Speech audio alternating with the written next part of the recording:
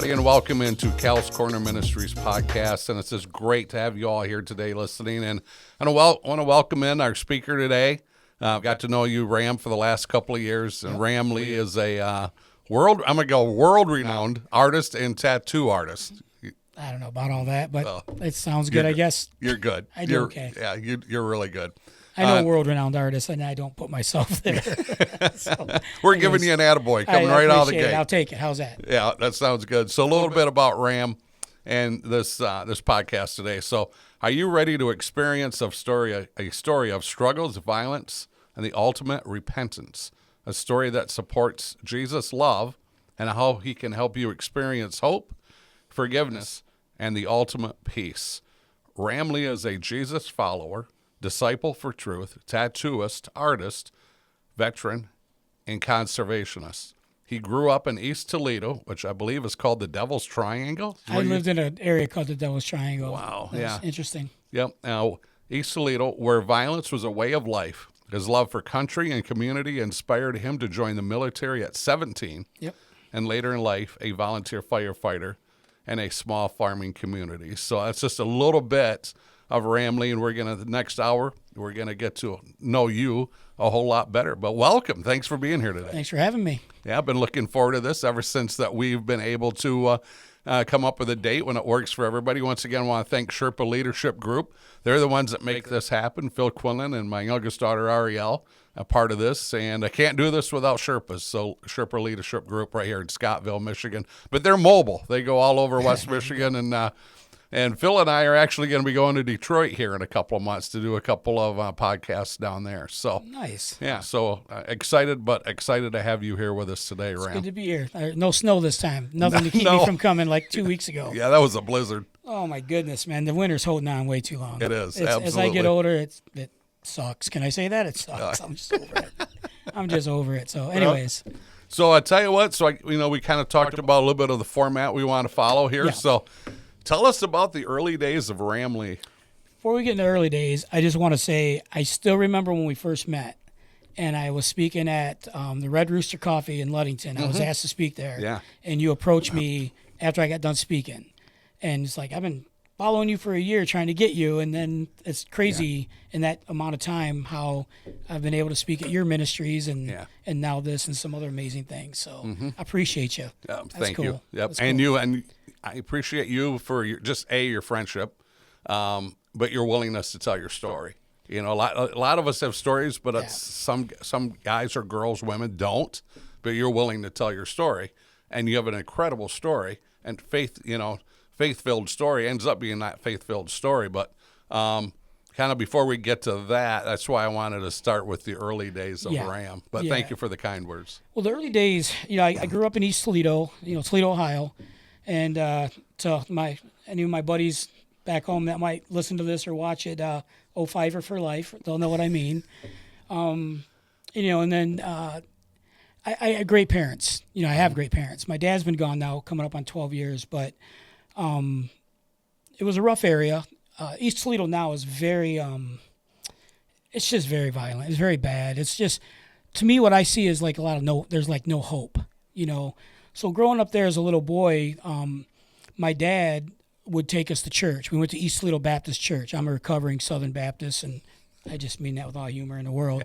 But that's where I went to church. And I joke around about this, but I'm dead serious. I always say, now that I turned 60 a couple months ago, I always say 0 to 30 is when I got my get out of hell free card. Okay. And then from 30 to 60 is I really understood a relationship and what that means with Jesus. And so back to being a kid, I'm going to church with my family, and there was days when my mom and brother and sister wouldn't go. My brother was a baby then. He's 7 years younger than me. Okay. And actually, some of my fondest memories was just going with my dad because we'd get in the car and he'd throw in an 8-track. All right, it's a long time ago, kids. Yeah. Throw in an 8-track, the Rolling Stones, Hot Rocks. I've loved the Stones since I was a little boy. Okay. So anyways, we'd go to church. I was baptized. I think I was around 8 when I was baptized. Went to youth, did all the vacation Bible school, all that stuff. And then when I was 13, I started drinking. And then I was like, I can't keep all the rules. It was just so much today we call it legalism, but I was just like, I can't, I'm not going to make it. So I just quit going to church. When my dad wasn't going really anymore. Backstory on that, I never knew this till later in life. He wanted to be a preacher, which is crazy because my mom and dad had been together since they were 17 and 14. Mm-hmm. And, my dad had been on his own, living with his grandma, I should say, since he was like 12, I think. And so here's a guy that I still don't know how he found Jesus to this day. Yeah. But he wanted to be a preacher, and it just didn't work out. They wanted him to be a youth pastor. He's like, God didn't call me to be a youth pastor. I want to be a preacher. And he walked away from the church for like 30 years. But he taught us kids, never underestimate the power of prayer. And to just, I don't want to say you don't need church, but man is man. And I think this was a little bit of a harsh lesson, how he was feeling about not being a preacher, I guess. I don't know. I might be wrong on that one. I didn't plan on going down this rabbit hole. But that point of that is that was in him, and it's in me to speak, to get out and do this. My uncle told me I get a lot of my evangelism from my dad, obviously from God, both my fathers, right? Yeah, yeah. So anyways, I don't go to church anymore. I'm going to high school, honor student. I was in National Honor Society. My junior year of high school, I joined the military, the Army Reserve. So between my junior and senior year of high school, I was in Fort Leonard Wood, Missouri. Come home, did my senior year, went back to my AIT in Fort Leonard Wood. The reason I did it that way was in my 17-year-old brain was I want to get out of East Toledo, so I'm going to go in the military, I'll do reserve, and then I'll go active when I'm done with high school. And I was going to go Airborne Ranger, and if I made it through that, see if I could go further. Whatever that looked like, Green Beret, whatever. That's how my brain was working at 17, 18. Mm-hmm. The problem is my senior year, I won every art award pretty much you could win in high school. And I remember telling my parents, I think I can be an artist. And, most people where I grew up are working in factories and, are going through whatever they're going through. Looking back at my high school years, I was pretty straight-laced in high school. I mean, I drank beer, but everybody drank beer, so there was nothing wrong. But I didn't really smoke weed. It wasn't my thing. Later on, people graduated doing a lot of coke. I didn't really get into that. I lost my best friend to that years later. So I didn't play all that. I got a little crazier after high school. So I get out of high school. I go to do 1 year at Bowling Green State University as an art student, and then I got a job in the graphic design illustration world. So since I've been 20 years old, I've been a professional artist. So fast forward, again, I can't stress enough. I had amazing parents. They kept us in check, make sure we didn't get too stupid. In fact, one of my favorite memories, I was 21, 22. I was still living at home.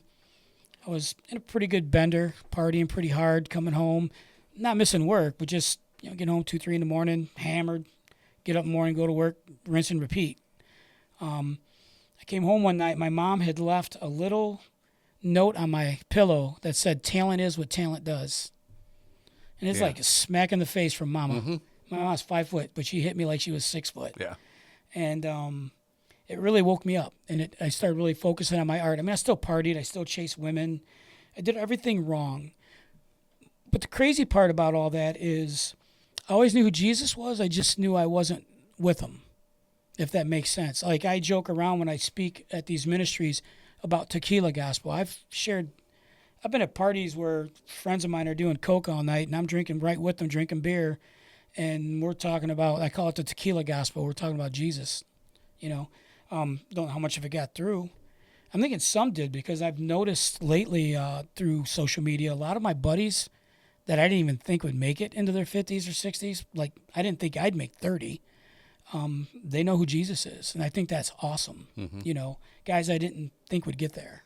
Yeah. So, well, you were planting seeds. I didn't realize I was planting seeds. I was just I like to party. Look, my wife, if she was here, would say it best. She knew me for 3 years of my drinking because I quit at 33. I've been with her since I was 30. Mm-hmm.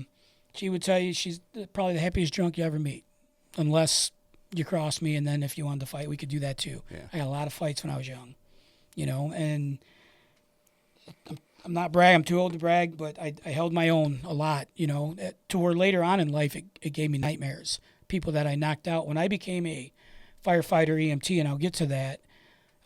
when I learned that when I knock somebody out and they're posturing and sucking air, that could be a closed head injury, you know. And I'm sitting there thinking should have been a better fighter as I'm grabbing my beer and walking away. You know what I mean? It's just like, it seems surreal. My wife, December, calls it my East Toledo PTSD, you know, because it still kind of messes with me sometimes. Okay. And I had a good life. I mean, this is like, it was just, to also get in a fight was just getting in a fight. Like in the 70s and 80s, early 90s, if you heard of somebody getting shot, like that was really rare. Not like now today over there. They're getting shot every day. You just get into it with somebody, and next week you might be drinking beer with them. You know?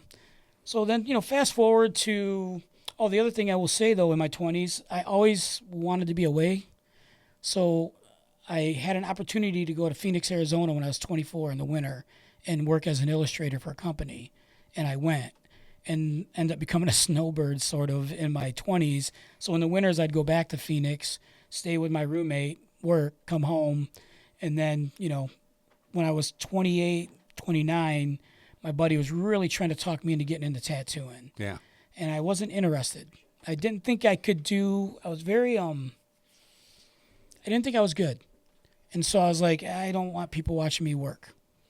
When I look back, that was the excuse. Okay. So long story short, he won, talked me into it, and I started tattooing at 29. And then about 9 months later, I met my wife. December, she came in with a guy.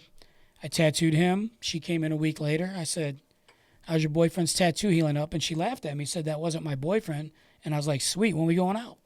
And May will be 30 years that we've been together, and June will be 28 we've been married. So That's awesome. yeah. Yeah. So, you know, so that's the early part, you know, up to 30, say, you know. Yeah. I don't think I left anything out. Got the military. I played hockey. I like playing hockey whenever I could. Okay. I was a goalie.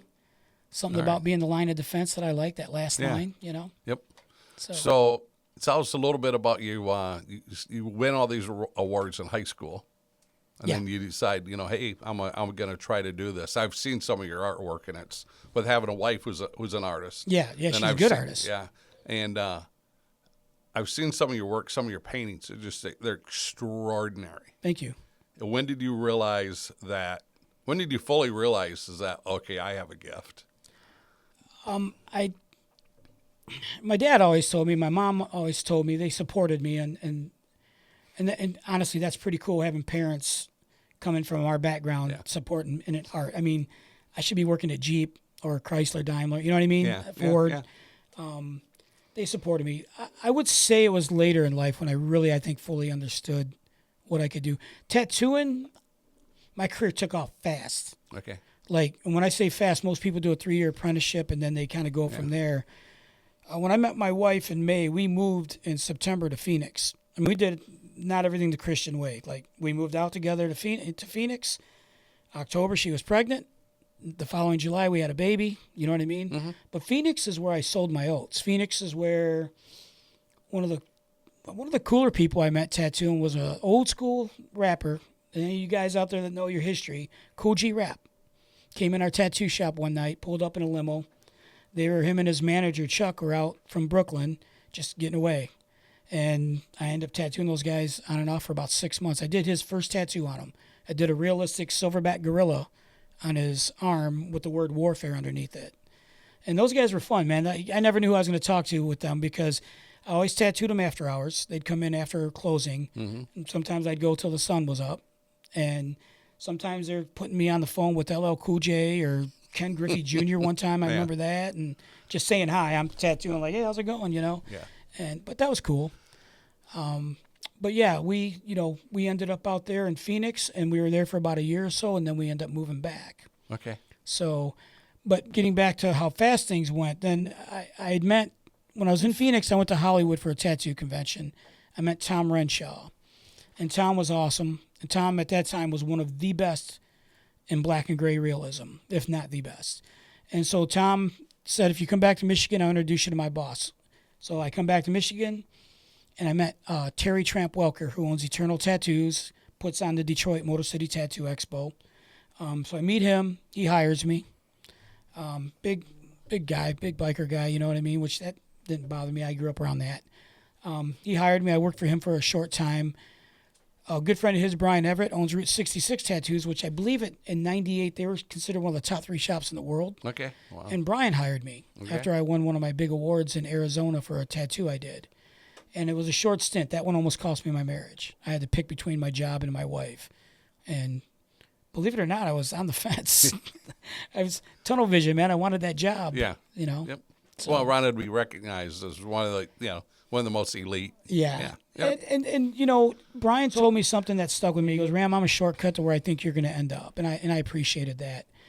The thing with that was when I look back now, being where I'm at now at my age, growing up so poor, if I could become a famous tattoo artist, then that means I'm going to make more money because I'm going to tattoo more people and I can provide for my family. And money was my big G God. Yeah. All right. So that's all I cared about. I wanted to put good work on you, and I love meeting the people I was meeting, and I love tattooing. So everything I do now is to prolong my tattoo career by doing more painting and things like that. Is I don't want to retire. I want to tattoo until I physically can't or I'm dead. I just love doing art. And I specifically love tattooing for the people I meet in the conversations. Yeah. And it's a great opportunity to have somebody in my chair 4 to 6 hours and share Jesus. Yep. Do you find that for those that are not, they don't have that faith-filled, they don't have a relationship with Christ yet, do you find that some of them or most of them are at least open to a conversation about it? I've found a lot of them are open, and I'm pretty good at reading people. Yeah. And if they're not, the one thing I've always wanted to stress to people, because for a long time we had a shop called Revelation Tattoos, and my business partner was a pastor, and I taught him how to tattoo. Mm-hmm. I didn't want people to think you're going to come there and get preached at, because I ain't going to just preach at you. When you tattoo somebody, like especially now in Traverse City, my average session is 4 to 6 hours. I'm doing big projects, sleeves, back pieces. So I'm getting to know people, and I have a lot of what I call repeat offenders. They keep coming back for more, and you get friendships. I've gotten some really awesome friendships out of that, and so some of them are, they want to talk about it. Some of them have been baptized. You know what I mean? Yeah. I've had them ask me directly, "Why do you even do that?" And I tell them, "I'm doing it for God. This is for me and God. Yeah. I'm doing what He wants me to do, and whatever you get out of it, good luck, man. Because if I can't care. Yeah. Because if I worry about you finding Jesus, then I'm not going to sleep at night. Mm-hmm. So I hope you do, because I'm doing my part. God wants me to plant a seed. That's all. That's it. Yeah. That's all I'm doing. I'm not trying to. I can't save you. Mm-hmm. I can't convert you. Yeah. But I can sure as hell tell you, who Jesus is. Yeah. So, and that's my job. I know that you were asked this question. You had a great answer, but you were asked this question, I think, at White Lake Men's Ministries. And somebody asked you, is there anything you won't do? Is there anything that, in the tattoo form? Yeah. Are there things that you will not tattoo? Yeah, I've never been one because I've been asked for the 666 and the swastikas or the pentagrams, and I'm not going to do it. I'm not, it's, there's other artists that will. Mm-hmm. It's kind of like the baker that doesn't want to do the cake for the gay weddings, I guess. Yeah. Not to get all into that, but, I would rather share Jesus with them, though. Yeah. I mean, maybe I'm missing an opportunity by doing that, by putting a pentagram tattoo on somebody to, do you know what this means or whatever? I'm trying. I never try to be super judgy. I think we're all judgy, even though we don't want to be. Mm-hmm. So I'm really careful about that, and I'm really careful, I guess, not to get into the politics of things. But even lately, the way we are in the world. Get a lot of political conversations sometimes in the chair, and I don't let my politics get in the way of Jesus. So I guess the point I'm getting at is, and I've been this way, I didn't realize I've always been this way, but I'd rather keep it about Jesus than about what I believe as far as who I think should be president or whatever. Because in the long run, it don't matter if it's Trump, Biden, Harris. Yeah. My king is Jesus. Right. So, and if I can share that with somebody and they get that, then what happens here doesn't matter. Yeah, I got you. 2-part question. First part is, what is, and you can answer this however you want, what's your favorite thing to tattoo, and what is your favorite thing to paint? The painting part, I think I know, because I've seen some of your prints or some of your paintings are unbelievable. But so, tattooing, I made my name in black and gray realism. Mm-hmm. So, I like doing portraits and stuff like that, but my favorite would probably be wildlife. Nature, wildlife. Yeah. I love that. I love doing horror too. Like I'm tattooing another client of mine on Wednesday. We're going to be putting the finishing touches on his old Universal Monster horror sleeve. He's got the Mummy and, Bride of Frankenstein. So I love that. Painting, anything outdoors, fish, wildlife. I love painting memories. So like when I was down in the Keys, I did a really fun painting. I called it Sunrise on the Flats, and it was a big painting of just a big sunrise. And right at the very bottom corner was a little dude on a skiff, fishing. So with a pole? Yeah, Yeah, the fly rod. the fly rod. I love fly fishing. Yeah, so do I. Yeah, I'm not very good at it yet. I'm better actually. I'm getting there. Probably saltwater fishing. Yeah. Than what I am on throughout where I fish the Muskegon a lot. Yeah. That's just so different between saltwater and freshwater up here. I got to try that a couple years ago, and it was fun and it was hard. I got to learn my double haul, or I'm not cutting the wind, right? I got to stay at Gates Al Sabo Lodge last year on the Al Sabo River. Yeah. Josh, the owner, asked me to be the resident artist. So for a week, I stayed with them, and basically all I did was fish and paint. And so this year, I'm going to go back and just hit the north, south, and the holy water. I just want to fish it. Yeah. So it's a great stretch of rivers. Yeah, the Holy Grail of that's I'll what they call it, the Holy Grail, man. The I'll be on it April 26th for the opener. Me and one of my clients who's become a friend, we're going to float it and fish it, opener. So yeah, I grew up on the Lomasty. Yeah. And my dad taught, my love of fishing came from my father. Yeah. And last Saturday in April, we were always at the Lomasty. He had a cabin there, and as far back as I can remember.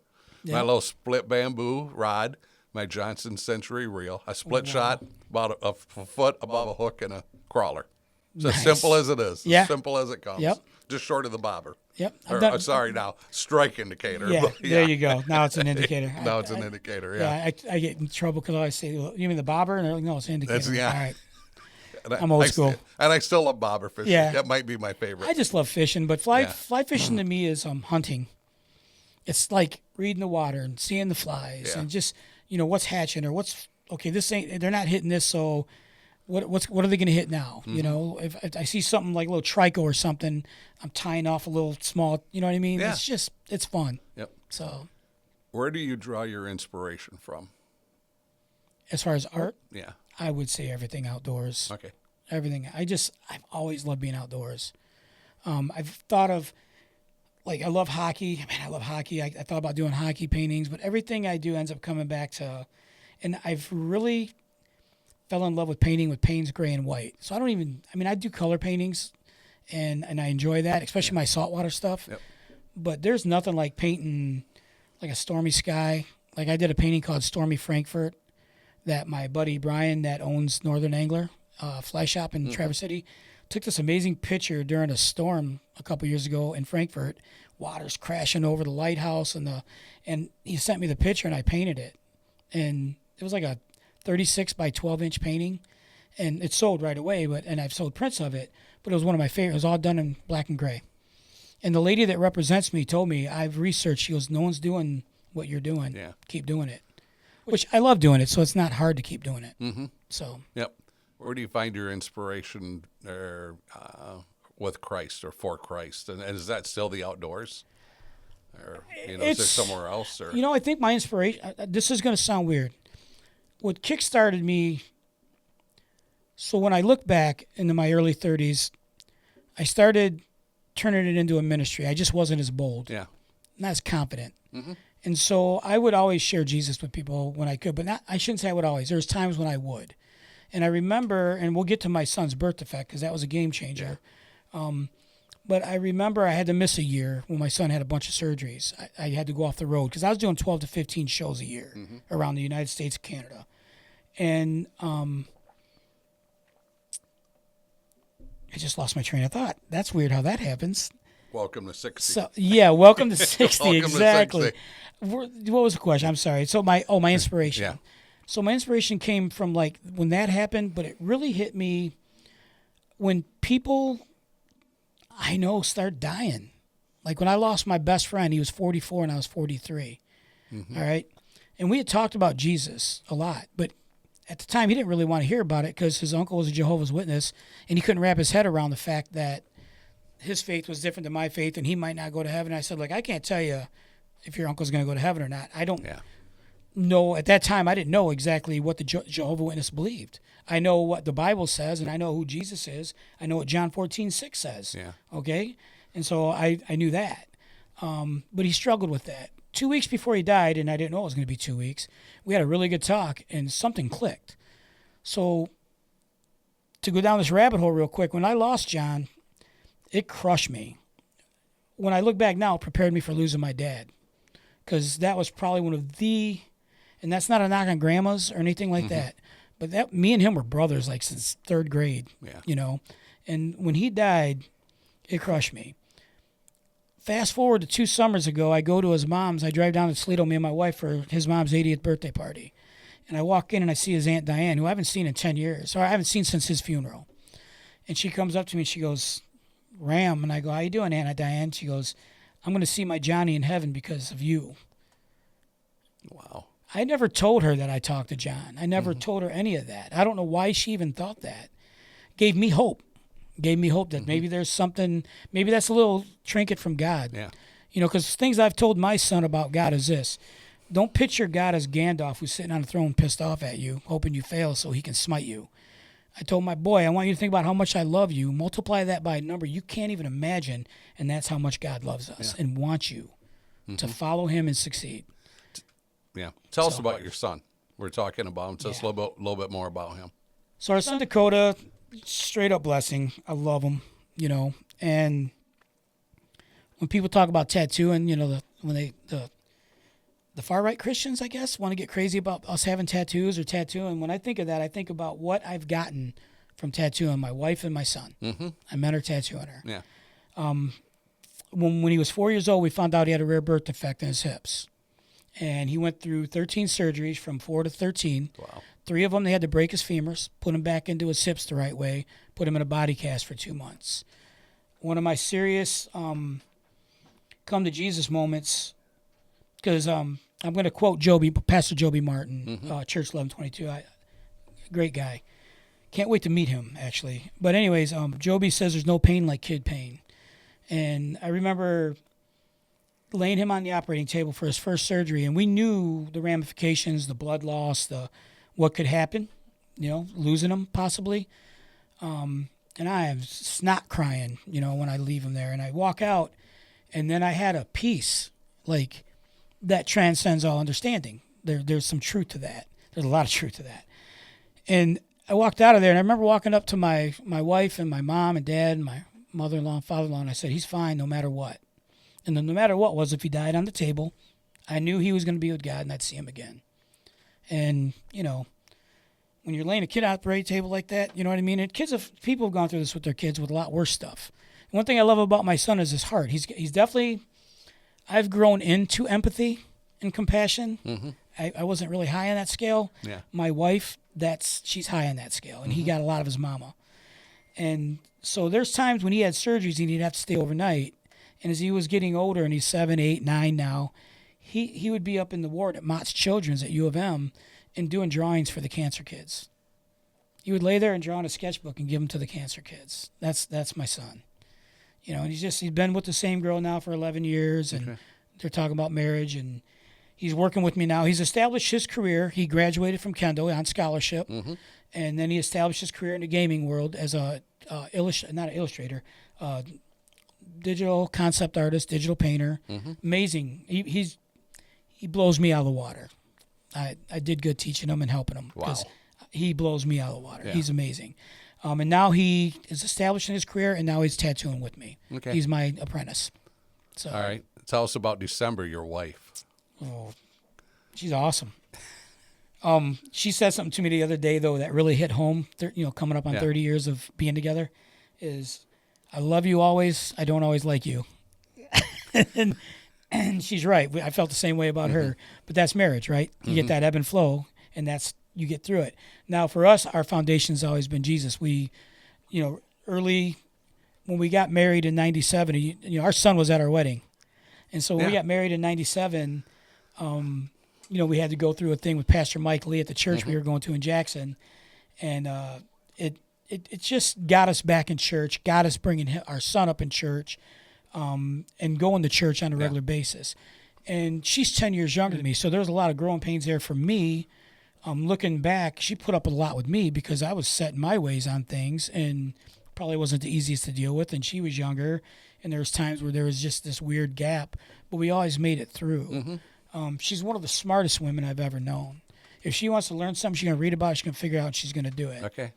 I have watched I watched her become an amazing brewer and then get into the National Brewers Association, only to have God shut that door. And we both agree that we think God shut that door. Then she worked at TC Whiskey, and she worked with bourbon and all that good stuff, and that door got shut. And now she's a personal assistant for a lady who actually manages my fine art and is manages, I probably say it wrong, like a global venture capitalist group. Yeah. Her and her husband are awesome. They're great people. Good people. We've known them a couple years. So glad we met them. And again, I met her husband through tattooing. Yeah. They lived in Dallas and had a home in Traverse City, and he wanted to get tattooed by me. He heard about me. And then we just became friends. They've actually bought 7 of my fine art pieces. Awesome. So, yeah. So you and I have some things in common. Not the artistic ability, by no means. Is it the young wife? Young wife, for sure. I think mine's 9 years younger. What's your 7? 10. 10 years younger. 10 years, so you got me. Good job. Yeah. So my oldest daughter, Ashton, I met my wife in 86. Yep. Ashton was born in 87. We were married in 88. There you go. So we got a few things in common there. That's cool. And we loved to fish. Yeah. Yeah. Let's tell you what, we're going to take a quick timeout. Okay. We're going to just kind of regroup here. And once again, I want to thank Sherpa Leadership for our just the story and your willingness to share with us so far. So we'll be back in just a moment. Okay. Welcome back here to Cal's Corner Ministries at our podcast today, and our I'd say I'm gonna say my victim today.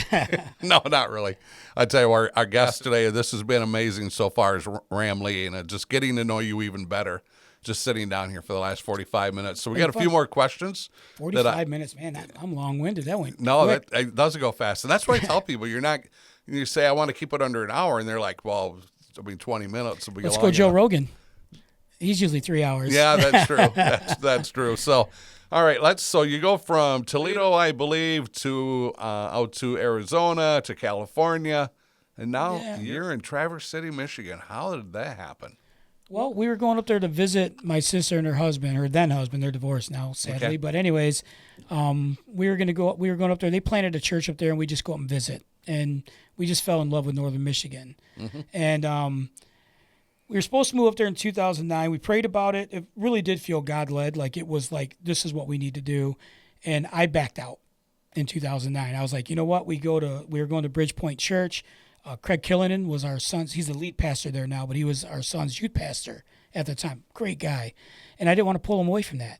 And so great year for my wife and kid, miserable year for me because as the head of the household, as the man of the family, and I understand that more now than I ever have, I made the wrong decision for my family. So we ended up there in 2010, and it was the best decision we ever made. We got up there, opened up Traverse City Tattoo in 2011, in February 2011.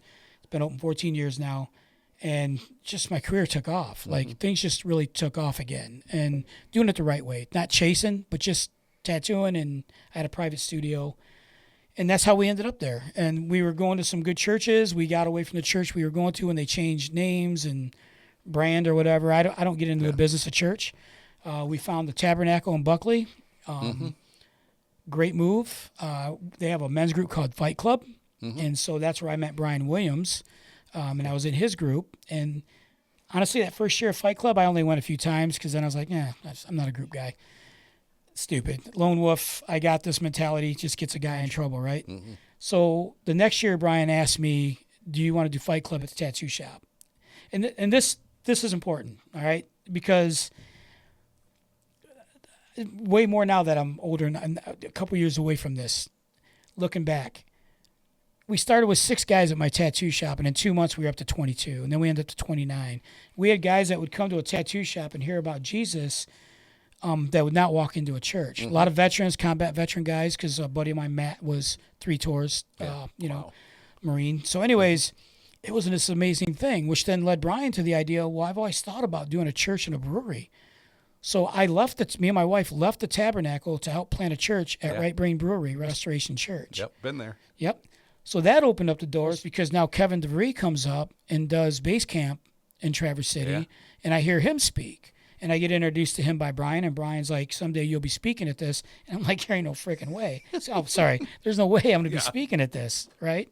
So 6 months later, I was speaking at base camp in Traverse City, by the way, just so you know, and telling my story, which started out with one heck of an attention getter. It was a Ring camera video of a street 2 blocks from where I grew up, 4 houses down from my best friend's house, real time, basically, of 2 kids shooting at a car because they were called a slur because they were African-American kids, and just unloading their guns at this car. And because that's where I grew up. That's what we started with. And people were like, whoa, because it was very in your face and loud. So anyways, I did that, and then we do restoration, and it was cool. But then life changed, and Brian and his family moved to Oceanside, California to work out there.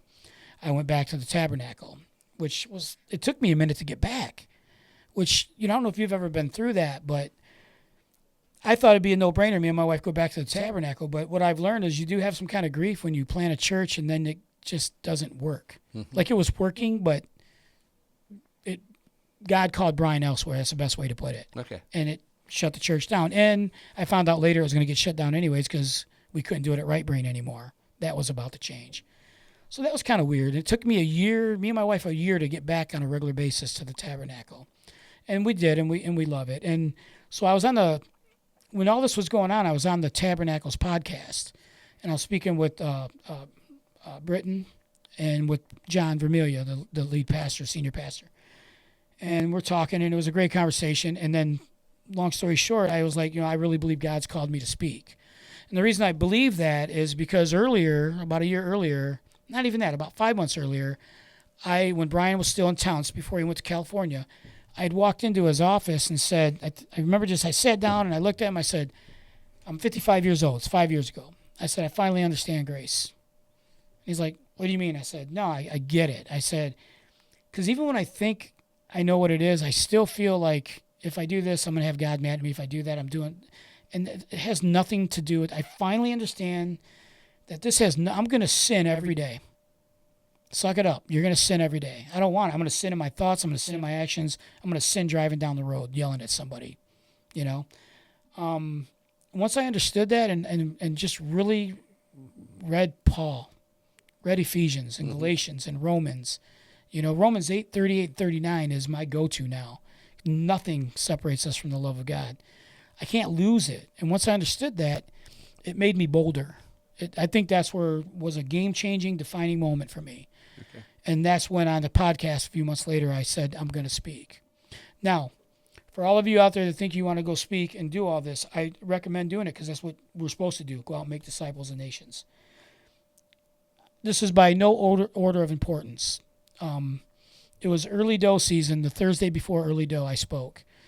I go pick my dog up after I hunt in the morning from the groomer. She said something's not right with him. He's a 165-pound Newfoundland, my buddy. Monday we find out he's got cancer. 3 weeks later, he's dead. My mother-in-law, who'd been fighting cancer comes back. Right after I go to Houston and speak for my first time, paid speaker, all that. I didn't know I got paid. I found that out when I got there. But anyways, I wasn't doing it for the money. Trust me. So anyways, I go there and I speak. I get back. My mother-in-law's cancer's come back. She's gone May 22nd. Financially, things just fell out on us. Just everything that could go wrong went wrong. I mean, we're just the devil was just, look, I'm not comparing myself to Job. I can only imagine what that man went through because I was having that Job moment. I was just just stop. But the difference is 10 years ago, I've been pissed off. Yeah. I'd been mad at God. I wasn't. I was just James, consider it pure joy. Bring it. Because you can't do anything to me, you can't take my life. Mm-hmm. And if you do take my life, it's just this one, because I just go home. Yeah. So, you know what I mean? So it just emboldened me more to keep going and speaking. Mm-hmm. I do want to go back to the speaking in Houston, though. My good friend Tim Homa, who was my son's youth pastor up here in Traverse City, was at a church for 10 years, Sugar Creek Baptist, outside of Houston, Richmond Rosenberg. Asked me As soon as he heard the podcast that I wanted to speak, he's like, "You're speaking at my church." I spoke at a men's breakfast. I remember telling the men at the end, "Look, guys, even if I suck today, that's why God," I go, "even if I suck today and one person gets something out of this, that's why God had me drive 1,400 miles." Yeah. And that's how I treat it.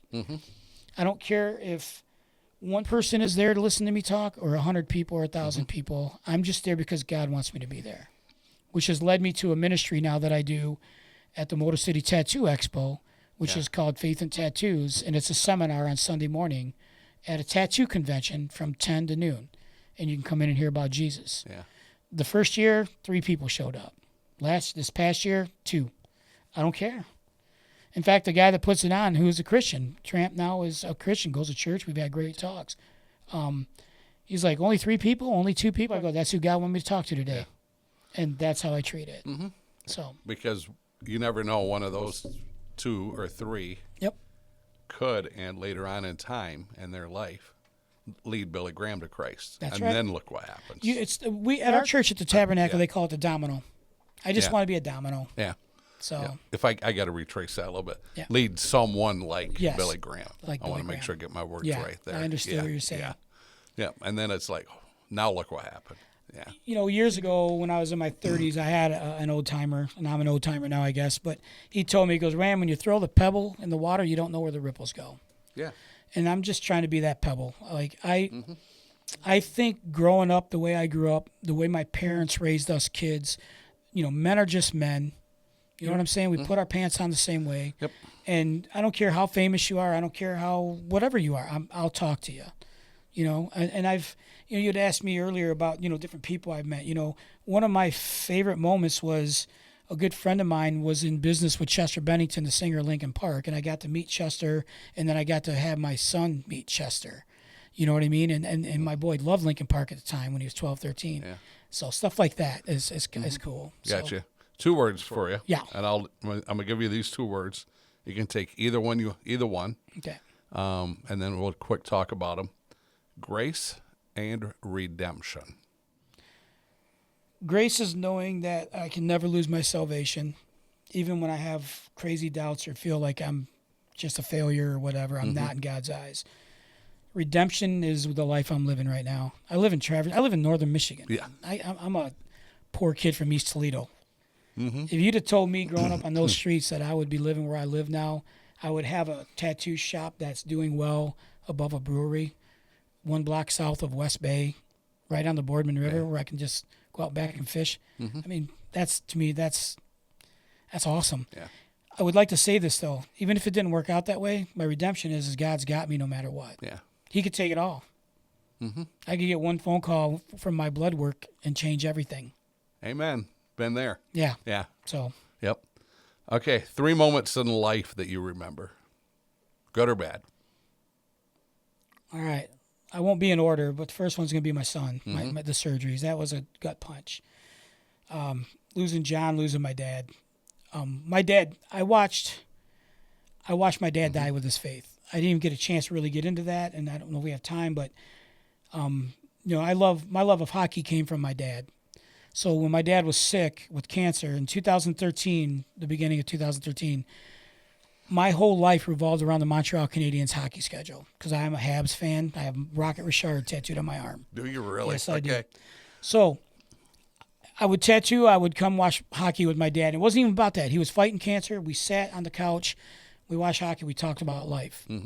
I asked him straight up, "Are you afraid of dying?" He goes, "No, I'm worried about your mom. I'm good. I'm going to heaven." You don't stare at death like he did and fake it. Yeah. And he never wavered. And I asked my mom. My dad's the most straight up man you'd ever meet. My dad died on my mom's birthday, May 8th. She's asked me that when he's laying there and we're waiting for the coroner, "Why'd he die on my birthday?" I said, "Because he said he'd make your birthday." And you both woke up. He was there, and then he was gone. And he took his last breath here, and he took his next one with Jesus. So Yeah. 3 people who inspire you. first one would have been my dad. Okay. That's not a knock on my mom. I love my mom with all my heart. But my dad, I was his firstborn son, and he taught me a lot. Weiland, the artist Weiland. For 40 years I followed him. And that guy, his work, what he does for conservation, just an amazing person. There's a lot of people that's hard. I've had some great men in my life. Yeah. Some great people in my life. My wife's a huge inspiration. Her support for me through the good and bad, like the temperament I get sometimes. She always knows when I'm getting ready to speak somewhere because things get weird, man. Satan's throwing haymakers at me. Yeah. He doesn't want me. Oh, yeah. Spiritual warfare stinks. It just does. Ephesians 6, right? Just armor of God. Yeah. So, Joby Martin, I'm going to go with Joby. Okay. And here's why. And Joby, if you're listening, I want to come meet you. Anyways, I want to tattoo you. Anyways, Joby, he's got ink. If he ever hears this, he'll laugh. Brian told me when I started speaking, he's like, I want you to check out Joby Martin. He's somebody you need to listen to. Okay. And he was right. And I've not missed a Church of 1122 sermon since over 2 years now, on top of our own sermons at our church, obviously. Okay. So, yeah. All right. So, final question. Okay. Ready? We're on a crunch. We're getting there. We're getting there. We're getting near that 60-minute mark. Final question. Yep. 2 words. What's next? God-led. I like it. 2-word answer. Yeah. I just keep saying yes. Yeah. I'm terrified to say no. Amen. So if he wants me to go somewhere, I'm going to go. If he wants whatever he wants me to do, I'm going to do. I just never feel worthy of it. Yeah. Like you've heard me speak. I always start off with this isn't about me, man. I'm not the hero of my story. I'm here because of God. We didn't get into all the details. There's 3 times I know I should not have been walking this earth. I should have been gone. Yeah. So, and I used to say it's because I was meaner than the other person was. It was God had me. Yeah. I've spoken twice in the last, probably once in December and once in February at 2 different men's groups. Yeah. And in my 20s, I wrote a lot of checks my body never could have cashed. Yeah. I had a serious need for speed in my younger 20s. Yeah. And I just, so the only reason I'm here is Christ. I was an adrenaline junkie. I did a 90-foot rock climb once, free climb. No rope. Just to see if I could do it. Yeah. I got up to the top and I looked down. I go, that was dumb. It took me Without forever a rope, to get down. it wasn't this, I just wanted to try it. And Gotcha. it was a good one to try it on, Yeah. knowing what I know, but it was dumb. I mean, when I look back, but I didn't care. And then I jumped out of airplanes too, so that was fun. Yep. Gotcha. So, well, we want to thank Ram for his time with us. This has just Appreciate been it. awesome. We want to thank Sherpa Leadership Group, Phil and Ariel, and just, can't do this without them. Yeah. And what a blessing they have been for me. You don't know this. 20-some, maybe 25 years ago, I slid a chair up beside Phil Quinlan in a hot, sweaty gym and basically just said, tell me your story or who are you? Because both of our daughters were competing against each other. And I love the way he coached and his leadership. And I knew I could learn from him. And I slid up chair up beside him and said, hi, I'm Cal. That's awesome. And 25 years later, the friendship still remains, and it's just gotten nothing but closer. Now we're in the basement of his house. Yeah. And I'm doing a podcast. Whoever would have thought that? Nobody, my buddies are all like, you're doing a podcast and, you're getting all these views? Yeah. That's awesome. crazy. And I said, no, it's just God-led. It is God-led. And you got great ministries going on. So, Yeah. I want to get out. And I got to be careful how I say this, because when I say I don't mean I feel led. I love speaking at men's ministries. I would love to get into the outdoor ministry circuit because that's where my heart is. Yeah. Haven't done any of that yet, but I'd love to. Yours, sorry. And then, just whoever will have me, wherever I can go, I just want to tell a story, and that's it. Because if I have a minute, I would like to say this because I think it's important. It's been in my mind the whole time. Okay. I've had the pleasure of meeting some famous people even before I tattooed. All right, I just meet rock stars, all that stuff. We get backstage. There's people in my life like when Chris Cornell died. I felt really weird. I felt like I lost a brother because I've been listening to Chris Cornell's music since the '80s, and when he died, it hit me hard. The point of this is this: every time someone famous or somebody I know or anything dies, I always wondered, did they know Christ? And so my goal in life is to make sure that if I meet you, you're going to hear about Christ. I don't care how famous you are. Yeah. Simple as that. So whoever he puts in front of me is going to hear about Jesus. and then whatever happens from there happens. So This a question magically Uh-oh. appeared out of we nowhere. might run longer than 60 minutes. We may. There's a little bit of squeeze this there. Great question, by the way, from the audience. Uh-oh. Great question from the audience. How can people get a hold of you? Oh, all right. TraverseCityTattoo.com. Okay. That's our website for the tattoo shop, or any of our socials. I mean, Traverse City Tattoo is easy to find, right? Yeah. Ramley, Instagram is Ramley Tattoo. Okay. I'll probably be putting something on your podcast. That's my QR code. Yeah. Takes you to everything, because I did just start a new website when I started speaking called faithandtattoos.com. Okay. Yeah. And there you can book me, or it will take you to any of my art. Yeah. My fine art website is being worked on right now because I love it, but it wasn't quite where I wanted it. Okay. And so, but yeah, I'm easy to find. Okay. So Sounds good. yeah. Ram, thank you. Thank you. And that hour goes quick, doesn't it? Yeah, Yeah, there's so much more we could talk about. Yeah. Ram 2.0, maybe at some point coming down the road again. Yeah, let me know. Yeah. We'll do part 2, yeah. All right, sounds good. So once again, I'm Cal with the Cal's Corner Ministries and our podcast here today. Ram Lee, thank you very much. And once again, Sherpa Leadership Group with Phil and Ariel. I got to thank them. And Phil goes all out. When Phil does something, it's done right. Yeah, I can tell. I mean, this is look at looks at the setup here is unbelievable. Yeah. So we want to thank Sherpa Leadership one more time. So until next time, God bless, be safe, and thank you for your time.